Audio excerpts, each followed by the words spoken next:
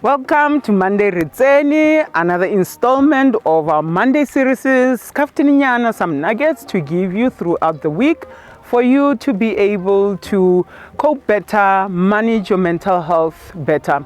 As you have heard from us in the last month, mental health is not the absence of mental illness, but it is your awareness and you being able to cope with that. So if you are new, welcome. Subscribe to our channel so that you can have notifications of any new uploaded videos, as well as check out our previously uploaded videos for any topics that might interest you or interest your loved one or anybody that is around you that is struggling with that particular issue.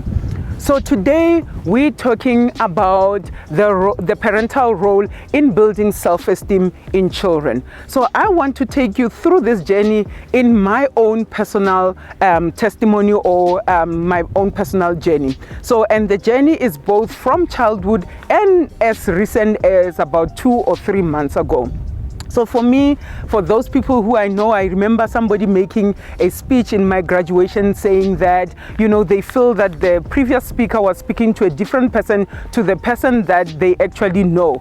And that is because the other speaker who was speaking has known me since childhood. He has known this timid person, this shy person who is always withdrawing, who even hides. I used to hide under the furniture, under the couches. I remember a particular story, which obviously we make it a joke right now, but I don't think it was that funny to my parents at that time, where they even went to the police looking for me and I was hiding under the couch because I was so withdrawn. I was so timid because of my self-esteem and my self-worth. I did not want the world to see me. I even hid it by sucking my thumb and just, hiding from the whole world, thinking that I disappear. This reminded me when about 2 months ago, as I said, very recently in my adulthood, where my self-esteem was at a threat. It was becoming eroded, and I recognized this. I recognized that I was starting to not be myself anymore in this situation, which then needed for me to address it. But why I became aware of that, it's because I have worked so hard for my self-esteem to be built that, you know, for this situation that I was in to erode this, it was going to set me back. It was also going to make me not be able to accomplish the goals that I have already set for myself. And this is why we talk about the self-esteem. Self-esteem is a psychological construct, and it's mostly found in positive psychology. And we say that self-esteem affects your self-worth. Whether if you have a poor self-esteem, obviously you're going to feel worthless. If you've got a positive self-esteem, you are going to feel like you're worth something, and that your purpose, you stand for something, and that you are here for a reason in this world. And most of the time, how it impacts us, you find that we don't enjoy life because we are overly critical of ourselves. We overthink things. When people are laughing, when people are talking, we think they're talking about us. We think that they're laughing at us, while actually they are going on about their own life. So it makes us to really not enjoy life, to be thinking, you know, a lot of things about ourselves. We look at how we are wearing, we look at how we are dressed, we look how we are speaking, and we judge ourselves against whatever other people are doing and saying while they are actually going on about their own life. We also lack assertiveness when our self-esteem has taken a knock. We don't become assertive about what we want. We don't engage people in a way that we want them to engage with us. So we don't have boundaries. And my colleague will speak about that later on in next week, Monday, in terms of how do we then also encourage those boundaries. Also, our body language, when we walk into the room, you know, it looks like we are not even existent. It looks like nobody has walked in. We walk in with our shoulders, our backs hunched. We walk with our shoulders caved in, instead of walking tall and opening up our chest and commanding the presence and being listened to. And most of the time, then that becomes a vicious cycle because we are not seen because of our body language. Therefore, we feel like like we don't have an input, we feel like we don't have an impact, which then makes us to shut up in most instances, even though we have a good idea to put on the table.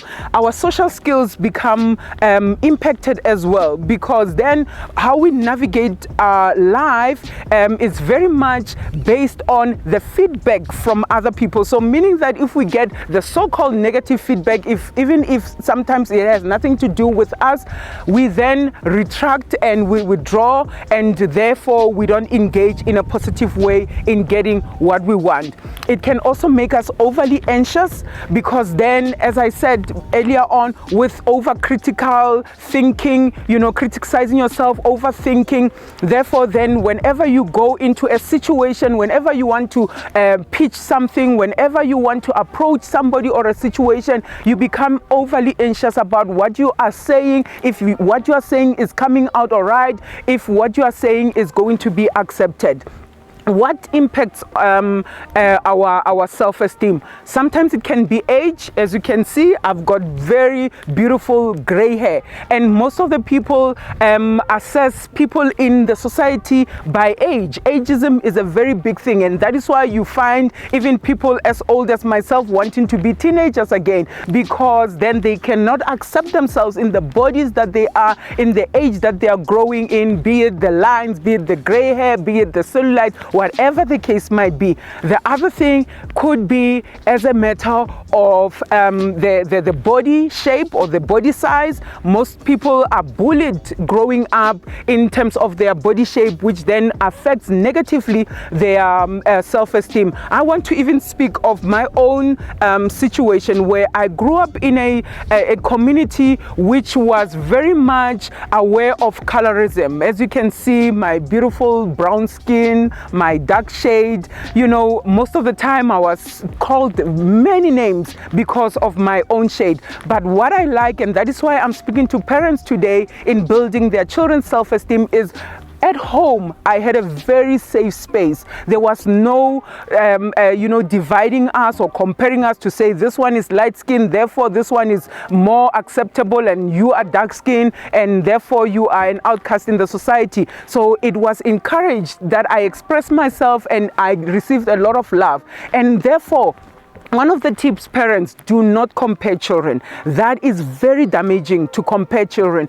If you see another child being athletic, or another one being talented more musically or mathematically or otherwise, and then comparing them and saying this one is dumb and so on. Or maybe another child is more business, has got more of the business skill, and they are entrepreneurial and so on, and they are the ones who are the breadwinner at home. Don't compare them and say, look at this one, they are doing better and so on, because that destroys self-esteem, especially in children.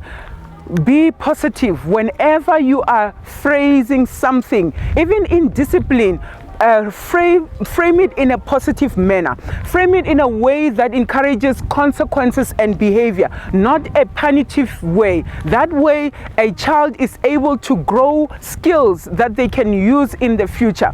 Thirdly, which is also the skill, build a different skill set in your child. Just because you wanted to be something and you cannot be that particular somebody, it does not mean that now you have to pressure your child in becoming that. I actually had a client this week who was saying the dad is pressuring the child to be this and that, and has already told a 5-year-old that you're going to work in my practice. And so it means that for that child, if they don't do well in whatever line of work that the dad is doing, they might be affected negatively in their self-esteem. So teach them skills, praise them, and also don't compare them. So there's many things, especially childhood issues, that can affect our self-esteem, but also because it is a psychological construct. It's something that can be built with help, with effort, with surrounding yourself with positive people, with a positive mindset. You can be able to build a positive self-esteem that is able to give you a key to your goals, to be able to go into the world confidently and be able to approach the world in a way that is giving you a winning edge. With this is Monday Tsene. Hope to see you next time for the Monday Nuggets. Goodbye. Thank you very much for tuning in.